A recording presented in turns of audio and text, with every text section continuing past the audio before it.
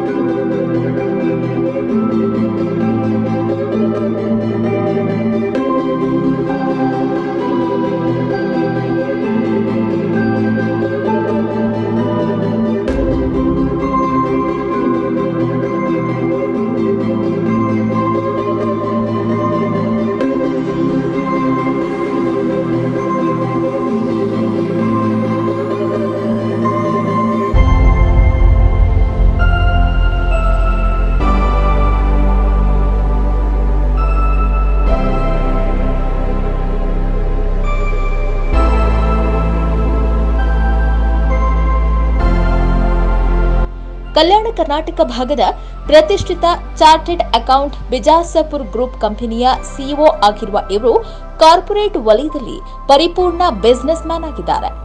ಇಡೀ ಕಲಬುರಗಿ ಜಿಲ್ಲೆಯಾದ್ಯಂತ ಅಕೌಂಟ್ಗೆ ಸಂಬಂಧಿಸಿದ ವ್ಯವಹಾರದಲ್ಲಿ ತೊಡಗಿಸಿಕೊಂಡಿರುವ ಇವರು ಕೇವಲ ವ್ಯವಹಾರಕ್ಕೆ ಮಾತ್ರ ಸೀಮಿತವಾಗಿರದೆ ಒಬ್ಬ ಮೋಟಿವೇಶನಲ್ ಸ್ಪೀಕರ್ ಕೂಡ ಆಗಿದ್ದಾರೆ. ಇನ್ನು ಸಾಮಾಜಿಕವಾಗಿ ತಮ್ಮದೇ ಆದ ಐಡೆಂಟಿಟಿ ಹೊಂದಿರುವ ಇವರು ಇದರ ಜೊತೆಗೆ ಕೃಷಿಯಲ್ಲೂ ತಮ್ಮನ್ನ ತಾವು ತೊಡಗಿಸಿಕೊಂಡಿದ್ದಾರೆ.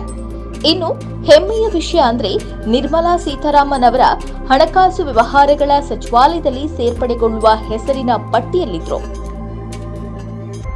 ಈಗಿದ್ರೂ ಇವರ ಕೃಷಿಯ ಮೇಲಿನ ಆಸಕ್ತಿ ಇಂದು ಯುವ ವಿದ್ಯಾವಂತ ಯುವಕರಿಗೆ ಸ್ಫೂರ್ತಿಯಾಗಿದೆ. ಕೃಷಿಯಲ್ಲಿ ಹೊಸತನ ಕಾಣುವುದಕ್ಕೆ ಕೃಷಿಯ ಬಗ್ಗೆ ಸಂಪೂರ್ಣ ಮಾಹಿತಿ ಪಡೆದು ಆಸಕ್ತಿಯಿಂದ ಇಂದು ತಮ್ಮ ಹೊಲದಲ್ಲಿ ಡ್ರ್ಯಾಗನ್ ಫ್ರೂಟ್ ಬೆಳೆದು ಉತ್ತಮ ಫಸಲನ್ನ ಎದುರು ನೋಡ್ತಿದ್ದಾರೆ.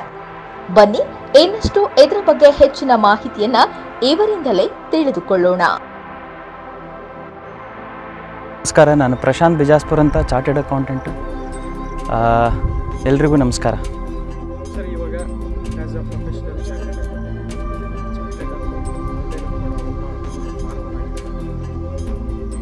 ಬೆಳೆಯ ಮೇಲೆ ಪ್ರೊಫೆಷನಲ್ ಆಗಿರೋದು ನಾರ್ಮಲ್ ಆಗಿರೋದಕ್ಕೆ ನಾರ್ಮಲಿ ನಮ್ಮ ತಂದೆಯವ್ರದ್ದು ಒಂದು ಲ್ಯಾಂಡ್ ಇತ್ತು, ಇದು ಏನೂ ಬೆಳೀತಾ ಇರಲಿಲ್ಲ. ಸೊ ನಾನು ಯಾವಾಗ ನಾನು ಬೇರೆ ಬೇರೆ ಫಾರ್ಮ್ಗೆ ಹೋಗ್ತಾಯಿದ್ದೆ. ನನಗೆ ಕೂಡ ಅನಿಸ್ತಾ ಇತ್ತು ಯಾಕೆ ನಾವು ಕೂಡ ಫಾರ್ಮಲ್ಲಿ ಇಂಟ್ರೆಸ್ಟ್ ತೋರಿಸ್ಬಾರ್ದು ಅಂತ. ಸೊ ಇಲ್ಲಿ ಬಂದು ಫಾರ್ಮಲ್ಲಿ ನಾನು ನೋಡಿದ್ರೆ ಟೋಟಲಿ ಡ್ರೈ ಲ್ಯಾಂಡ್ ಥರ ಇತ್ತು. Water was very big challenge. ಮತ್ತು ಸಮ್ಮರ್, ನಮ್ಮ ಗುಲ್ಬರ್ಗದಲ್ಲಿ ಸಮ್ಮರ್ ಕೂಡ ಜಾಸ್ತಿ. ಸೊ ಸಮ್ಮರ್ ಭಾಳ ಚಾಲೆಂಜ್ ಆಗಿರ್ತಿತ್ತು. ಹೀಗಾಗಿ ನಾವು ಏನಿಲ್ಲಿ ಪ್ಲಾಂಟೇಶನ್ ಮಾಡಿದರೆ ನಮಗೆ ಒಂದು ಒಳ್ಳೆ ಪ್ರಾಫಿಟೇಬಲ್ ಅಗ್ರಿಕಲ್ಚರ್ ಮಾಡ್ಬೋದು ಅಂತ ನಾನು ರಿಸರ್ಚ್ ಮಾಡಿದ್ಮೇಲೆ, ನನ್ನ ಟೀಮ್ ರಿಸರ್ಚ್ ಮಾಡಿದ್ಮೇಲೆ ಆವಾಗ ನಮ್ಗೆ ಒಂದು ಗೊತ್ತಾಯಿತು, ಡ್ರ್ಯಾಗನ್ ಫ್ರೂಟ್ ಅಂತ ಒಂದು ಹಾರ್ಟಿಕಲ್ಚರ್ ಕ್ರಾಪ್ ನಾವು ಇಲ್ಲಿ ಇಂಟ್ರೊಡ್ಯೂಸ್ ಮಾಡಿದರೆ ನಮ್ಮ ಕಲಬುರ್ಗಿ ರೀಜನಲ್ಲಿ ಎಲ್ಲಿ ವಾಟರ್ ಮತ್ತು ಸಮ್ಮರ್ ಒಂದು ಚಾಲೆಂಜ್ ಆಗಿರುತ್ತೋ ಅಲ್ಲಿ ನಮಗೆ ಒಂದು ಗುಡ್ ಪ್ರಾಫಿಟೇಬಲ್ ಈಲ್ಡನ್ನು ತೆಗಿಬೋದು ಅಂತ ಅನ್ನಿಸ್ತು. ಅದಕ್ಕೇ ನಾವು ಇಲ್ಲಿ ಡ್ರ್ಯಾಗನ್ ಫ್ರೂಟನ್ನು ಪ್ಲಾಂಟೇಶನ್ ಮಾಡಿದ್ದೀವಿ. ಇನ್ನೂ ಒಂದು ವಿಚಾರ ಏನಂತಂದರೆ, ಒಂದು ವಾಟರ್ ಮತ್ತು ಸಮ್ಮರ್ ಚಾಲೆಂಜ್ ಆಗಿರುವಾಗ ನಮ್ಮ ಇಲ್ಲಿ ಬೇರೆ ಫಾರ್ಮ್ಸಲ್ಲಿ ನಾವು ಕೂಡ ಇದು ಒಂದು ರಿಸರ್ಚ್ ಮಾಡಿದ್ದ ಒಂದು ನಾಲೆಜನ್ನು ಅವ್ರಿಗೆ ಕೊಟ್ಟು ಒಂದು ಅಗ್ರಿಕಲ್ಚರ್ ಫೀಲ್ಡಲ್ಲಿ ಒಂದು ಏನಾದರೂ ರೆವಲ್ಯೂಷನ್ ತರ್ಬೋದು ಅಂತನೋ ವಿಚಾರಕ್ಕೆ ನಾವು ಇದು ಪ್ಲಾಂಟೇಶನ್ ಮಾಡಿದ್ದೀವಿ. ಸರ್, ಇದಾದ ನಂತರ ನೀವು ಫಾರ್ಮರ್ ಆಗಬೇಕು ಅನ್ನೋ ಉದ್ದೇಶ ಏನಕ್ಕೆ? ಮೇನ್ಲಿ ನಮ್ಮ ದೇಶದಲ್ಲಿ ನೋಡಿ 70% ಜನ ಫಾರ್ಮಿಂದಲೇ ತಮ್ಮ ಮನೆಯನ್ನು ನಡೆಸ್ತಾರೆ. ನಾವು ಇನ್ನೂವರೆಗೂ ಅಗ್ರಿಕಲ್ಚರನ್ನು ಒಂದು ಆಂಟ್ರಪ್ರಿನರ್ಶಿಪ್ ಆಗಿ ನೋಡಿಲ್ಲ. ನಾವು ಬರೀ ಅಗ್ರಿಕಲ್ಚರು ಒಂದು ನೆಗ್ಲೆಕ್ಟೆಡ್ ಏರಿಯಾ ಅಂತ ನಾವು ತಿಳ್ಕೊಂಡಿದ್ದೀವಿ. ಇವಾಗ ಹೀಗೆ ನಮ್ಮಂಥ ಯಂಗ್ಸ್ಟರ್ಸು, ನಮ್ಮಂಥ ಪ್ರೊಫೆಷ್ನಲ್ಸು, ನಮ್ಮಂಥ ಇಂಟಲೆಕ್ಚುವಲ್ ಜನ ಮತ್ತೆ ಬಿಸ್ನೆಸ್ಸು ಅದೇ ಇದೆ ಅಂತ ಹೋಗಿ ಅಗ್ರಿಕಲ್ಚರ್ ನೆಗ್ಲೆಕ್ಟ್ ಮಾಡಿದ್ರೆ ಮುಂದಿನ ಜನ್ರೇಷನ್ ಬರೋರು ಇದು ಅಗ್ರಿಕಲ್ಚರ್ ಲ್ಯಾಂಡನ್ನು ಟೋಟಲಿ ಅರ್ಬನ್ ಲ್ಯಾಂಡನ್ನು ಆಗಿ ಕನ್ವರ್ಟ್ ಮಾಡಿದರೆ ನಾಳೆ ನಾವು ತಿನ್ನೋಕ್ಕೆ ಏನೂ ಇರೋದಿಲ್ಲ ಅಂತ ತಿಳ್ಕೊಂಡು ಒಂದು ಅಗ್ರಿಕಲ್ಚರ್ ಸೆಗ್ಮೆಂಟಲ್ಲಿ ಏನೋ ಒಂದು ನಾವು ಡೆವಲಪ್ಮೆಂಟ್ ಮಾಡೋಣ ಮತ್ತು ರೆವಲ್ಯೂಷನ್ ತರೋಣ ಮತ್ತು ನಾವು ಬೇರೆ ಜನಕ್ಕೆ ಸ್ಫೂರ್ತಿ ಆಗಲಿ ಅಂತ ಅನ್ನೋ ವಿಚಾರಕ್ಕೆ ನಾವು ಒಂದು ಅಗ್ರಿಕಲ್ಚರ್ ಫೀಲ್ಡ್ಗೆ ಬಂದಿದ್ದು. ಸರ್, ಇವಾಗ ಡ್ರ್ಯಾಗನ್ ಫ್ರೂಟ್ ಬಗ್ಗೆ ಹೇಳೋದಾದರೆ, ಅದಾದ ನಂತರ ಡ್ರ್ಯಾಗನ್ ಫ್ರೂಟಲ್ಲಿರುವಂಥ ಲಾಭ ಮತ್ತು ಅದನ್ನು ಬೆಳೆ ಯಾವ ರೀತಿಯಾಗಿ ಬೆಳ್ಕೋಬೇಕು ಅನ್ನುವಂಥದ್ದು. ಈಗ ನೋಡಿ, ಡ್ರ್ಯಾಗನ್ ಫ್ರೂಟು ಬೇಸಿಕಲಿ 1 ಎಕರ್ ಲ್ಯಾಂಡಲ್ಲಿ ಮಾಡಿದರೆ ನಿಮಗೆ ಕನಿಷ್ಠವಾಗಿ ಒಂದು 5 lakhs ಇನ್ವೆಸ್ಟ್ಮೆಂಟ್ ಬರುತ್ತೆ. ಉಳಿಸ್ಬೋದು, 5 lakhsಲ್ಲಿ ಕೂಡ ನಾವು ಉಳಿಸ್ಬೋದು. 5 lakhs ಒಳಗಡೆ ನಾವು ಮಾಡಬೇಕಂದ್ರೆ ಸ್ವಲ್ಪ ನಾವು ಮನೆ ಜನ ದುಡಿದ್ರೆ 5 lakhs ಒಳಗಡೆ ಮಾಡ್ಬೋದು.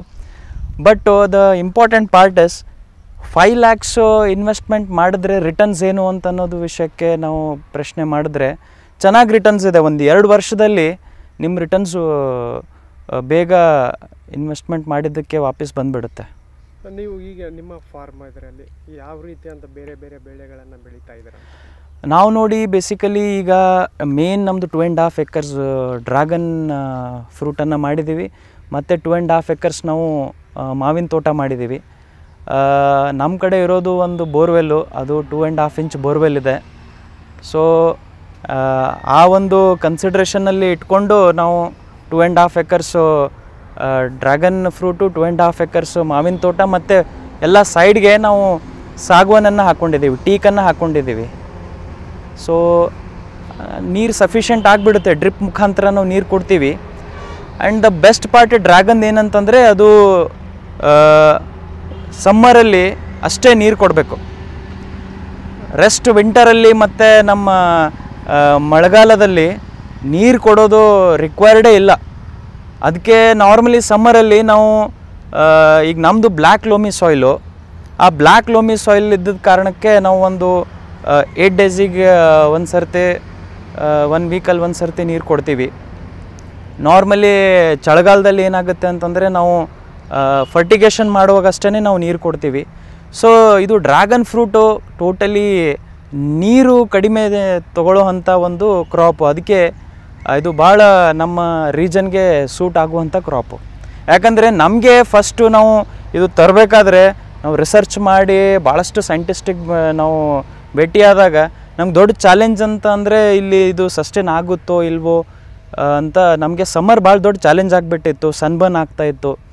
ಅದಕ್ಕೆ ನಾವು ಥರ್ಮೋಶೀಲ್ಡನ್ನು ಹೊಡೆದು ಮತ್ತು ಸಮ್ಮರಲ್ಲಿ ನಾವು ಅದಕ್ಕೆ control ಮಾಡಿಬಿಟ್ವಿ.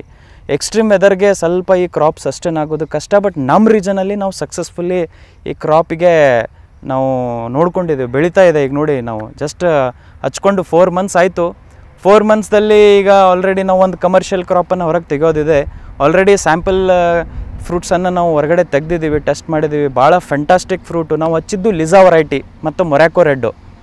So this is one of the fantastic crop ಅಂತ ಹೇಳ್ಬೋದು. ಆಮೇಲೆ ಡಿಸೀಸ್ ರೆಸಿಸ್ಟೆಂಟ್ ಕ್ರಾಪ್ ಇದು. ಇದು ವೆರೈಟಿ ಹಚ್ಚಿದ್ದು ಲಿಸಾ ಮತ್ತು ಮೊರ್ಯಾಕೋ ರೆಡ್ಡು. ಫಸ್ಟ್ ನೋಡಿ, ಯಾರಾದರೂ ಡ್ರ್ಯಾಗನ್ ಫಾರ್ಮ್ ಮಾಡಬೇಕಂತಂದರೆ ನಂದು ಫಸ್ಟ್ ನಿಮಗೆ ಹೇಳಿಕೆ ಏನಂದರೆ, ಇನ್ವೆಸ್ಟ್ಮೆಂಟ್ ಇಷ್ಟು ಮಾಡ್ತಾಯಿದ್ದೀರಾ, will have to be very much dedicated. ಆ ಕೆಲಸಕ್ಕೆ ಒಬ್ಬರು ಡೆಡಿಕೇಟೆಡ್ ಆಗಿ ಇರಬೇಕು ಅಂತನ್ನೋದು ನಂದು ಅಭಿಪ್ರಾಯ. ಆಮೇಲೆ ಇದಕ್ಕೆ ನಾವು ಸ್ಯಾಪ್ಲಿಂಗ್ಸನ್ನು ಸಿಗುತ್ತವೆ. ಆ ಸ್ಯಾಪ್ಲಿಂಗ್ಸ್ ತಂದು ಫಸ್ಟ್ ಬಿಫೋರ್ ಸ್ಯಾಪ್ಲಿಂಗ್ಸನ್ನು ನಾಟೋ ಮೊದಲು ಇದೇನು ಕಂಬ ಇದೆ, ಇದು ನಾರ್ಮಲಿ ನಾವೇನು ಪ್ಲೇಸ್ಮೆಂಟ್ ಮಾಡಿದ್ದೀವಿ 10x8 ಮಾಡಿದ್ದೀವಿ. ಅಂದರೆ ಅದು 1 pole to 1 pole 8 feet. Okay. ಮತ್ತು ಈ ಕಡೆ ಸೈಡ್ ಬೈ ಸೈಡ್ ಏನು ಮಾಡಿದ್ದೀವಿ 10 feet. ಅಂದರೆ 8x10 ಪ್ಲೇಸ್ಮೆಂಟ್ ಆಗಿದೆ. ಆ 8x10 ಪ್ಲೇಸ್ಮೆಂಟ್ ಆದಮೇಲೆ ಇದು ಟ್ರೆಲಿಸ್ ಕ್ಯಾಪು. ಇದು ಟ್ರೆಲಿಸ್ ಕ್ಯಾಪ್ ಯಾಕೆ ಬೇಕಾಗುತ್ತೆ ಅಂತಂದರೆ, ಇದು ಮೇಲೆ ಇದ್ರ ಒಳಗಡೆಯಿಂದ ಇದು 20 years ಕ್ರಾಪ್. ಇದು ಬೇಸಿಕಲಿ ಒಂದು ಸರ್ತಿ ಹಚ್ಚಿಬಿಟ್ರೆ 20 yearsವರೆಗೂ ಇದು ನಿಮಗೆ ಫ್ರೂಟಿಂಗ್ ಕೊಡುತ್ತೆ. ಸೊ ಇದು ಹಚ್ಚೋ ಮೆಥಡ್ ಅಂತಂದರೆ, ಇದಕ್ಕೆ ನಾವು ಈ ಕಂಬದೇನು ಕಾರ್ನರ್ ಇದೆಯಲ್ಲ,